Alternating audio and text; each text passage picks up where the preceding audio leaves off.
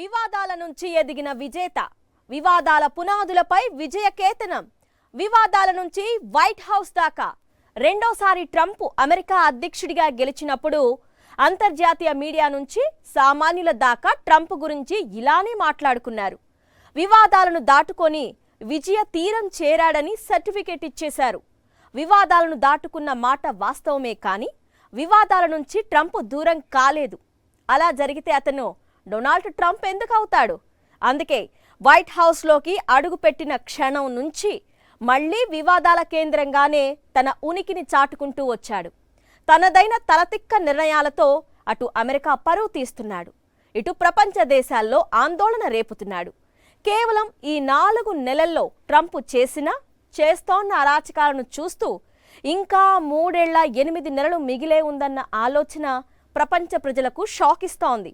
దీనిపైనే ఇవాల్టి magazine story.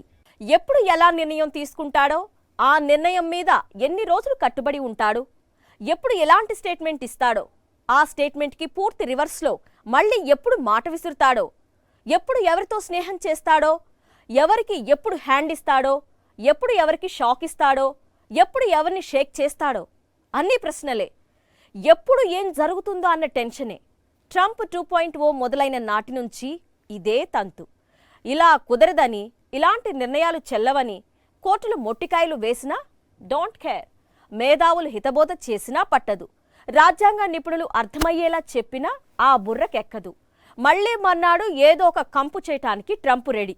4 నెలలుగా ఇదే తంతు. అమెరికా ప్రతిష్ట, వైట్ హౌస్ ఇమేజ్, అగ్రరాజ్యం అన్న హోదా అన్ని ట్రంప్ తలతిక్క నిర్ణయాలకి బలైపోతూనే ఉన్నాయి. Trump 2.0 make America great again ఈసారి మామూలుగా ఉండదు. అమెరికాకి మళ్లీ సరైన అధ్యక్షుడొచ్చాడు. అబ్బో, ఇలా చెప్పుకుంటూ పోతే రెండోసారి ట్రంప్ అమెరికా అధ్యక్ష బాధ్యతలు తీసుకునే సమయంలో అటు అమెరికన్స్, ఇటు ప్రపంచ దేశాల ప్రజలు చాలా చెప్పారు. కానీ వైట్ హౌస్ లోకి అడుగుపెట్టిన తొలి రోజే వరుస ఎగ్జిక్యూటివ్ ఆర్డర్స్ తో షాక్స్ మీద షాక్స్ ఇచ్చేసిన ట్రంప్ రోజుకి మరింతగా చెలరేగిపోతున్నారు. ట్రంప్ రెండోసారి అమెరికా అధ్యక్షుడై పట్టుమని 6 నెలల సమయం కూడా గడవలేదు. అంటే హనీమూన్ పీరియడ్ కూడా కాలేదు. మహా అయితే 100 రోజుల మైలురాయి దాటింది ట్రంప్ గవర్నమెంట్. కానీ ఈలోపే ట్రంప్ టెర్రర్ ప్రపంచ దేశాలను వణికించేస్తోంది. ఆ మాటకొస్తే అదే ట్రంప్ టెర్రర్ అమెరికన్స్ లో కొంత ఆందోళనలు రేపింది. తొలి రోజు నుంచి అంతే. ఈ తరహా నిర్ణయాలు చెల్లవని నిపుణులు, మేధావులు ఎన్ని రకాలుగా చెప్పినా వినలేదు. కోర్టులు మొట్టికాయలు వేసినా పట్టించుకోలేదు. తాను ప్రపంచంలోనే అత్యంత శక్తివంతమైన దేశానికి అధినేతని అన్న విషయాన్ని చాలా బాగా గుర్తుపెట్టుకున్న ట్రంప్ అదే సమయంలో తన ప్రవర్తనలో, నిర్ణయాలలో, మాట తీరులో, నడవడికలో ఏమాత్రం తేడా వచ్చినా అమెరికా ప్రతిష్టకే భంగం అన్న సంగతి మాత్రం ఎన్నడూ గుర్తుపెట్టుకోలేదు. ఈ 4 నెలల పాలనలో ట్రంప్ చేసిన కంపు చాలానే ఉంది. కానీ టారిఫ్ వార్ మాత్రం అతిపెద్దది. ప్రపంచ దేశాల ఆర్థిక వ్యవస్థలను షేక్ చేసేసింది. ఇప్పుడు అదే టారిఫ్ వార్ కేంద్రంగా ట్రంప్ గాలి మొత్తం తీసి పారేసింది యుఎస్ ఫెడరల్ కోర్ట్.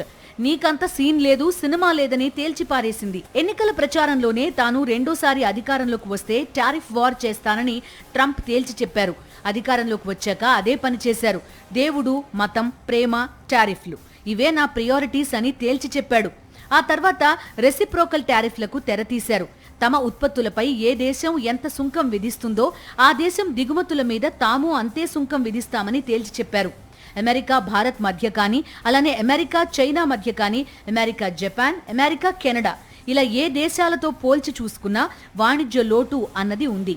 దాన్ని పూరించడానికే టారిఫ్లు విధిస్తున్నామని ట్రంప్ చెప్పాడు. నిజానికి అత్యధిక సుంకాలు విధిస్తూ పోతే వాణిజ్య లోటు తొలగిపోదు. ఇరు దేశాల మధ్య ఎగుమతులు, దిగుమతుల్లో ఏది బాగా తక్కువగా ఉంటే దాన్ని పెంచితే వాణిజ్య లోటు తగ్గుతుంది. కానీ ట్రంప్ మాత్రం టారిఫ్ వార్తోనే అమెరికాకి న్యాయం జరుగుతుందన్న మొండి పట్టుదలతో ప్రపంచ దేశాల మీద వాణిజ్య యుద్ధానికి దిగాడు. ఇంత జరిగినా చైనా దిగిరాకపోవడంతో ఆ దేశం మీద 240% టారిఫ్ విధించాడు. అదే సమయంలో అమెరికా టారిఫ్ల బారిన పడ్డ యూరోపియన్ యూనియన్, చైనా వంటి దేశాలు ప్రతీకార సుంకాలకు శ్రీకారం చుట్టాయి. అయితే తన ఆలోచనలకు అనుగుణంగా తలూపే దేశాలను కరుణిస్తానని, లేకపోతే వాణిజ్య యుద్ధం తప్పదని ట్రంప్ తెగేసి చెప్తూ వచ్చారు. ఈ నేపథ్యంలో యుఎస్ ట్రేడ్ కోర్ట్ ట్రంప్కి షాక్ ఇచ్చింది. మామూలు షాక్ కాదు. లిబరేషన్ డే పేరుతో ప్రపంచవ్యాప్తంగా అనేక దేశాలపై డొనాల్డ్ ట్రంప్ భారీ స్థాయిలో సుంకాలు విధించడం కుదరదని తేల్చి చెప్పింది. ట్రంప్ టారిఫ్లు అమలు కాకుండా నిలుపుదల చేసింది. అత్యవసర పరిస్థితుల్లో మాత్రమే అంతర్జాతీయ అత్యయిక ఆర్థిక అధికారాల చట్టం కింద అధ్యక్షుడికి ప్రపంచ దేశాలపై ఆర్థిక ఆంక్షలు విధించే అవకాశం ఉంటుందని న్యాయస్థానం తేల్చి చెప్పింది. క్లుప్తంగా చెప్పాలంటే తన నిర్ణయాలతో ప్రపంచ దేశాల ఆర్థిక వ్యవస్థలను తలకిందులు చేసేస్తానని విర్రవీగుతున్న ట్రంప్ గాలి తీసేసింది యుఎస్ న్యాయస్థానం. అధ్యక్షుడికి ఉన్న టారిఫ్ అధికారాలను సమర్థించాలని ట్రంప్ అడ్మినిస్ట్రేషన్ న్యాయస్థానాన్ని అభ్యర్థించింది. సుంకాలకు సంబంధించి ప్రస్తుతం అనేక దేశాలతో చర్చలు జరుగుతున్నాయని ట్రంప్ సర్కార్ న్యాయస్థానం దృష్టికి తీసుకెళ్లింది. ఈ ట్రేడ్ డీల్స్ ని ఖరారు చేసుకునేందుకు జూలై 7 వరకు గడువుందని, అప్పటి వరకు దీన్ని చాలా సున్నితమైన అంశంగా పరిగణించాలని కోర్టును కోరింది. అయితే ట్రంప్ అడ్మినిస్ట్రేషన్ చేసిన అన్ని వాదనలను కోర్టు తిరస్కరించింది. అంతర్జాతీయ అత్యయిక ఆర్థిక అధికారాల చట్టం కింద అధ్యక్షుడికి కాంగ్రెస్ అపరిమిత అధికారాలను అప్పగించలేదని, ఇతర దేశాలతో వాణిజ్యాన్ని నియంత్రించేందుకు కాంగ్రెస్ కు రాజ్యాంగం ప్రత్యేక అధికారాన్ని కల్పించింది. దీన్ని అధ్యక్షుడి అత్యవసర అధికారాలతో అధిగమించలేరని తేల్చి చెప్పింది. ఇలా చేయడం రాజ్యాంగ విరుద్ధమే అవుతుందని కోర్టు తీర్పు వెలువరించింది. దీనిపై వెంటనే ట్రంప్ సర్కార్ అప్పీల్ దాఖలు చేసింది. అయితే ఇక్కడ ప్రత్యేకంగా ప్రస్తావించాల్సిన విషయం ఏంటంటే, ఇంత జరిగిన తర్వాత కూడా ట్రంప్ తెంపరితనం, తిక్క ఏమాత్రం తగ్గలేదు. ఇష్టానుసారం టారిఫ్లు విధించే అధికారం ట్రంప్ కి లేదని కోర్టు తేల్చి చెబుతోన్న సమయంలో టారిఫ్ అధికారం వల్లే భారత్ పాక్ మధ్య కాల్పుల విరమణ ఒప్పందాన్ని ట్రంప్ సాధించగలిగారని ట్రంప్ అడ్మినిస్ట్రేషన్ కోర్టుకి తెలిపింది. టారిఫ్ అధికారం వల్లే చైనా కూడా దారికొస్తోందని వివరించింది. అయితే ఈ వాదనను యుఎస్ ట్రేడ్ కోర్టు ఏమాత్రం పరిగణనలోకి తీసుకోలేదు. నిజానికి పాకిస్తాన్తో కాల్పుల విరమణకి భారత్ అంగీకరించడానికి కారణం పాకిస్తాన్ మన కాళ్లబేరానికి రావడమే. కానీ ఆ రోజు కూడా ట్రంప్ తన నోటి దూలని ఇలానే ప్రదర్శించారు. భారత్ పాకిస్తాన్ యుద్ధాన్ని తానే ఆపినట్టు ప్రకటించేశారు. ఆ తర్వాత అణుయుద్ధాన్ని ఆపిన ఘనత నాదే అని ప్రకటించేసుకున్నారు. ఆ పైన వాణిజ్యం కోణంలో ఇరు దేశాలను బెదిరించి మరీ అణుయుద్ధాన్ని ఆపానని చెప్పుకొచ్చారు. పాకిస్తాన్తో కాల్పుల విరమణ వెనుక ట్రంప్ ప్రమేయం ఎంతమాత్రం లేదని భారత్ అప్పుడే తేల్చి చెప్పింది. అయినప్పటికీ ట్రంప్ తన నోటి దురుసును తగ్గించుకోవడం లేదు. అణుయుద్ధాన్ని ఆపానన్న క్రెడిట్ తన ఖాతాలో వేసుకోవాలని తెగ ఉబలాట పడ్డారు. అదే సమయంలో పాకిస్తాన్ని, భారత్ ని ఒకేలా చూడాలని ట్రంప్ భావించడం, కశ్మీర్ విషయంలో జోక్యం చేసుకోవాలని ప్రయత్నించడం, పాకిస్తాన్ కి ఆర్థిక సాయం చేసే దిశగా సానుకూలతని ప్రదర్శించడం, ఇలా ముష్కర దేశాన్ని భుజానికెత్తుకుని తిరగడానికి ట్రంప్ ఏమాత్రం సిగ్గుపడడం లేదు. అమెరికన్ ఫారిన్ పాలసీలో పాకిస్తాన్కున్న వ్యూహాత్మక ప్రాధాన్యత మనకు ఆందోళన కలిగించాలి. ఎందుకంటే భారత్తో సమానంగా పాకిస్తాన్ను చూస్తోంది. పాకిస్తాన్ను కాపాడేందుకు అన్ని రకాలుగా అమెరికా ప్రయత్నిస్తోంది. పాకిస్తాన్ ఈ న్యూక్లియర్ బోగిని రైజ్ చేసి భారత్పై అప్పర్ హ్యాండ్ సాధించాలని ప్రయత్నం చేస్తుందో, అప్పర్ హ్యాండ్ కాకపోయినా భారత్ను నివారించే ప్రయత్నం చేస్తుందో, ట్రంప్ దానికి లెజిటిమసీ ఇచ్చాడు. ఒక అలార్మింగ్ ఇంటెలిజెన్స్ మాకు అందింది, big plan to strike India మాకు అందింది కనుక మేము ఇన్వాల్వ్ అయ్యాము అని చెప్పడం ద్వారా ఇక కశ్మీర్ ఇష్యూని ఇంటర్నేషనలైజ్ చేస్తానికి పాకిస్తాన్కు అమెరికా సహకరించడం మరింత ఆందోళనకరం. ఒకవైపు పాకిస్తాన్ కి అన్ని విధాలుగా సపోర్ట్ చేస్తూ, మరోవైపు ఉగ్రవాదం అంతు చూస్తానంటూ ట్రంప్ వేస్తోన్న తలతిక్క వేషాలను ప్రపంచమంతా చూస్తూనే ఉంది. చివరకు టారిఫ్ వార్ కి సంబంధించి కోర్టు మొట్టికాయలు వేసే సమయంలోనూ భారత్ పాక్ యుద్ధం ప్రస్తావన తెచ్చి మరోసారి అందరి ముందు చులకనయ్యారు ట్రంప్. వాణిజ్య యుద్ధంతో ప్రపంచ దేశాల ఆర్థిక వ్యవస్థలను తల్లకిందులు చేసేస్తానని, తాను తలుచుకుంటే ఏమైనా చేయగలనని విర్రవీగుతోన్న ట్రంప్ కి ఊహకందని షాక్ ఇచ్చింది యుఎస్ ట్రేడ్ కోర్ట్. అంతా నా ఇష్టం అంటూ ఇష్టారాజ్యంగా వ్యవహరిస్తున్న ట్రంప్ కేవలం తన వ్యవహార శైలితో తన ఇమేజ్ ని డ్యామేజ్ చేసుకోవడమే కాకుండా అమెరికా ప్రతిష్టని మసకబారుస్తున్నారు. ప్రపంచంలోనే అత్యంత శక్తివంతమైన దేశ అధ్యక్షుడు డొనాల్డ్ ట్రంప్. ప్రపంచ కుబేరుల్లో ఒకరు ఎలన్ మస్క్. ఇద్దరి మధ్య స్నేహం ప్రపంచం మొత్తాన్ని అలరించింది. ట్రంప్ విజయం కోసం మస్క్ చాలానే చేశారు. అలానే ట్రంప్ కూడా వైట్ హౌస్లోకి ఎంట్రీ ఇవ్వగానే తన పాలక వర్గంలో మస్క్కి కీలక స్థానం ఇచ్చారు. ఇక్కడి వరకు అంతా బానే ఉంది. కానీ ఆయన ట్రంప్ మ్యాడ్ మ్యాక్స్కి అసలైన నిర్వచనం. ఎప్పుడు ఎవరితో ఎలా ఉంటారో ఎవరూ చెప్పలేరు. ఇక చెప్పేదేముంది, నీకు నువ్విచ్చిన పదవికి ఓ దండం బాబోయ్ అనేశారు మస్క్. ఇంతకన్నా పెద్ద ట్విస్ట్ ఒకటి ఉంది. రష్యా అమెరికా మధ్య మంచు వేసిన భగ్గుమంటుంది. అలాంటిది పుతిన్ మీద ట్రంప్ ఒలకబోస్తూ వచ్చిన ప్రేమని, ఆప్యాయతని చూసి ప్రపంచమంతా నివ్వెరపోయింది. ఇప్పుడు ఆ ఫ్రెండ్షిప్ కి కూడా ట్రంప్ టెర్రర్తో బీటలు వారుతున్నాయి. ట్రంప్, ఇలాన్ మస్క్ వీరిద్దరి మధ్య స్నేహం గురించి ప్రత్యేకంగా చెప్పాల్సిన అవసరం లేదు. అమెరికా అధ్యక్ష ఎన్నికల్లో డొనాల్డ్ ట్రంప్ కి ప్రపంచ కుబేరుడు ఇలాన్ మస్క్ సపోర్ట్ చేశారు. భారీగా ఎలక్షన్ ఫండింగ్ కూడా చేశారు.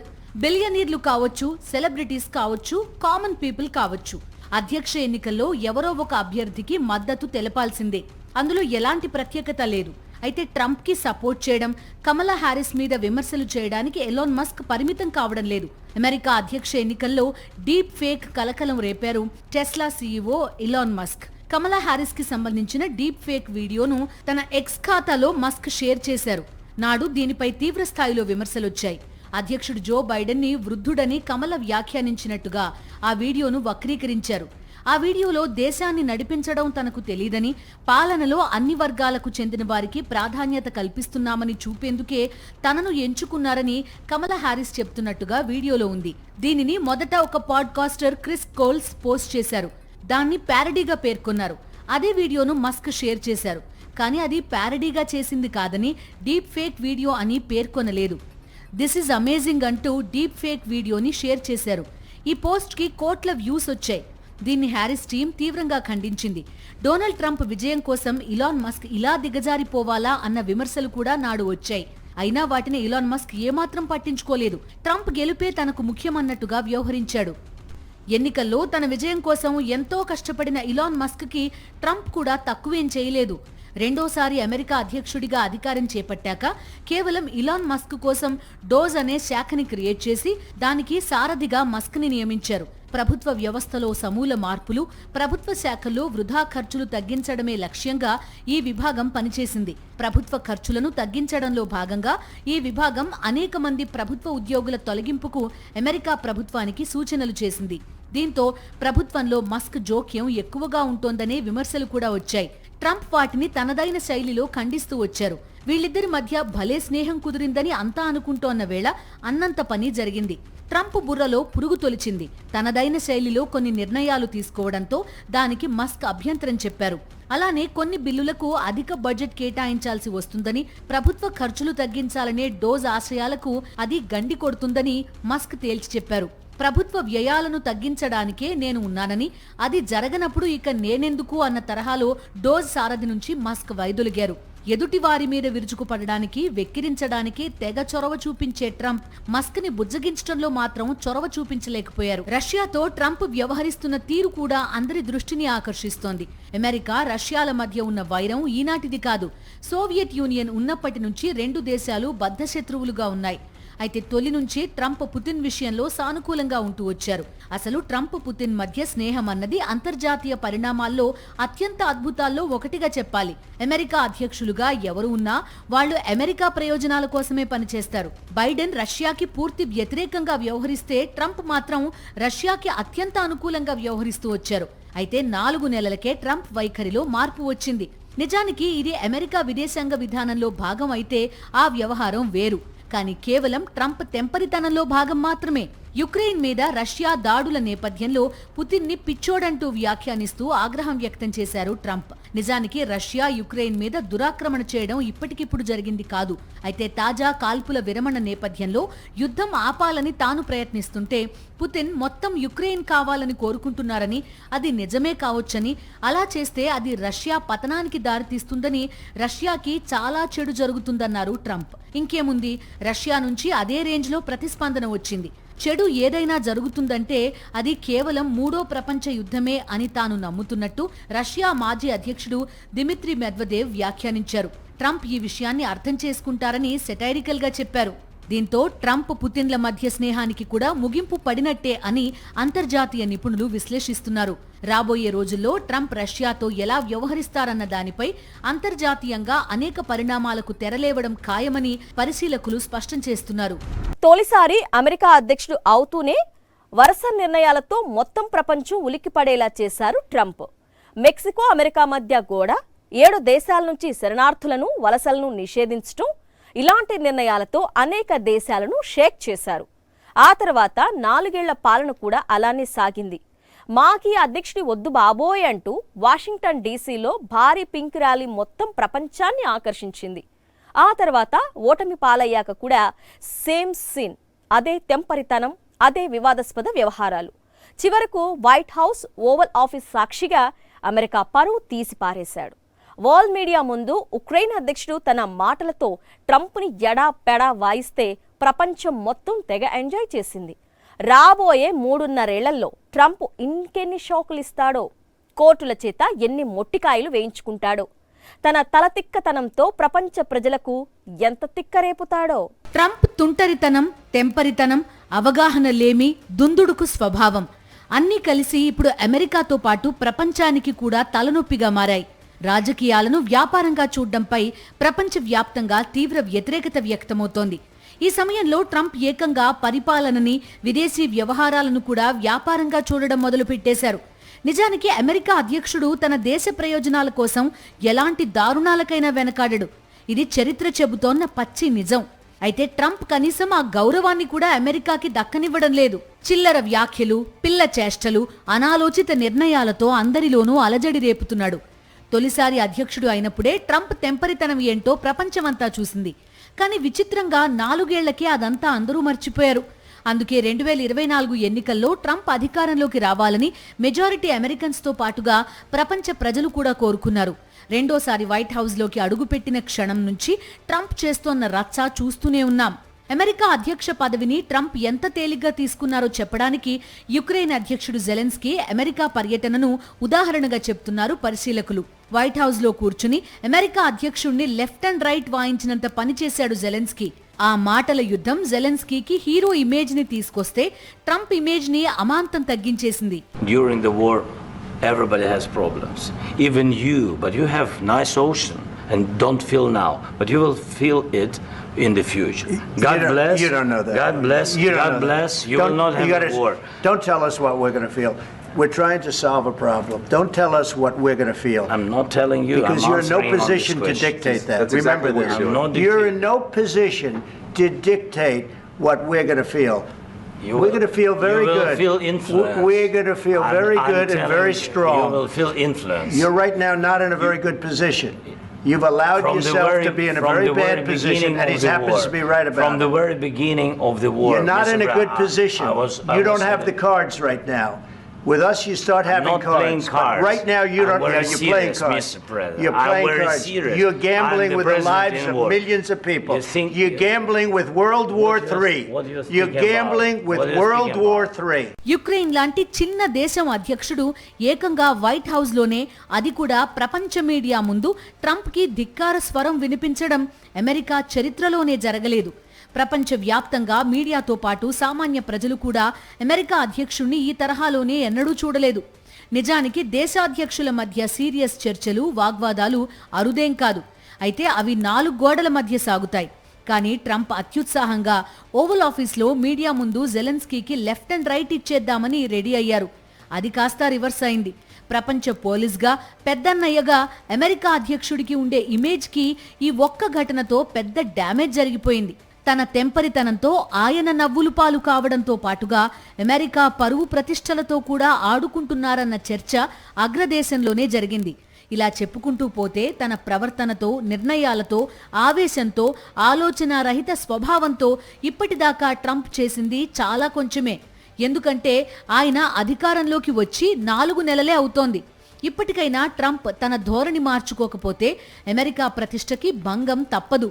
దాంతోపాటు ట్రంప్ తలతిక్క నిర్ణయాలతో ఎప్పుడు ఏం తలనొప్పి తెస్తాడో అన్న టెన్షన్ ప్రపంచ దేశాలకు తప్పదు. ఇది వాల్టి మ్యాగజైన్ స్టోరీ. మరో ఇంట్రెస్టింగ్ టాపిక్ తో మళ్ళీ కలుద్దాం. అంతవరకు స్టే ట్యూన్ టు సాక్షి. నమస్తే.